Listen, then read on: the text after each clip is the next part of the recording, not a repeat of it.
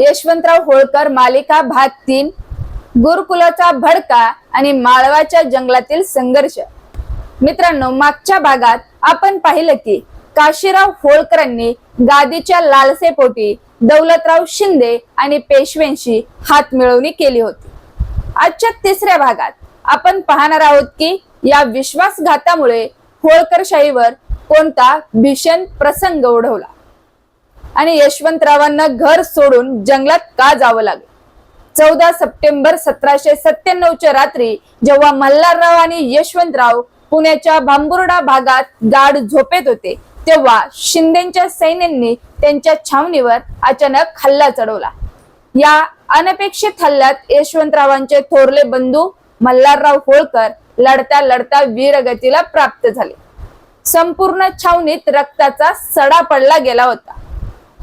या भीषण युद्धात यशवंतराव स्वतः जखमी झाले होते, पण शत्रूच्या हाती लागण्याऐवजी त्यांनी तिथून निसटण्याचा धाडसी निर्णय घेतला। आपल्या काही विश्वासू सहकाऱ्यांसह त्यांनी पुण्यातून पळ काढला। आता त्यांच्याकडे ना सैन्य होते ना पैसा होता।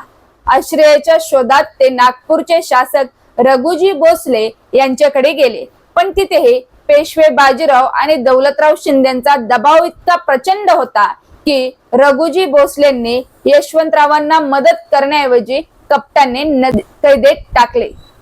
यशवंतरावांना कळून चुकलं की ज्यांच्यावर त्यांनी विश्वास ठेवला त्यांनीच त्यांच्या पाठीत खंजीर खुपसला होता। नागपूरच्या कैदेत असतानाच यशवंतरावांना बातमी मिळाली की पुण्यात त्यांच्या दुसऱ्या भावाला म्हणजेच विठोजीरावांनाही पेशव्यांनी अमानुषपणे हत्तीच्या पायी देऊन मारले आहे। आपल्या दोन्ही भावांचा मृत्यू आणि घराण्याची झालेली विल्हेवाट पाहून यशवंतरावांच्या रक्ताचा थरकाप उडाला। त्यांनी कैदेत सडण्याऐवजी मृत्यूच्या जबड्यातून बाहेर पडण्याचं ठरवलं। एप्रिल 1798 मध्ये अत्यंत हुशारीने आणि साहसाने यशवंतरावांनी नागपूरच्या नजरकैदेतून आपली सुटका करून घेतली।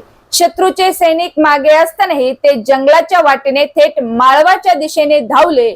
घर सुटलं होतं, राज्य गेलं होतं आणि स्वतःचेच लोक वैरी झाले होते। यशवंतरावांना माळवाच्या जंगलात पोहोचले तेव्हा त्यांच्या खिशात 1 रुपयाही नव्हता आणि सोबत सैन्यही नव्हतं। ते केवळ एका वस्त्रात जंगलात भटकत होते।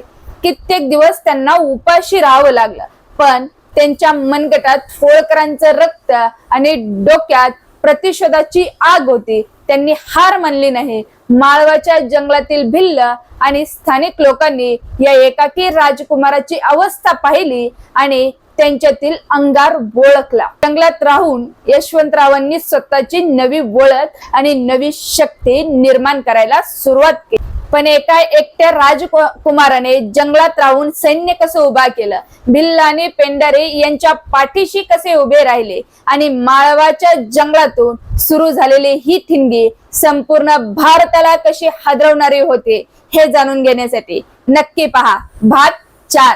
हा इतिहास घराघरात पोहोचवण्यासाठी व्हिडिओला आत्ताच लाईक आणि शेअर करा आणि कमेंट मध्ये जय यशवंतराव नक्की लिहा। आपल्या पेजला फॉलो करा आणि आपल्या YouTube चॅनललाही सबस्क्राईब करा।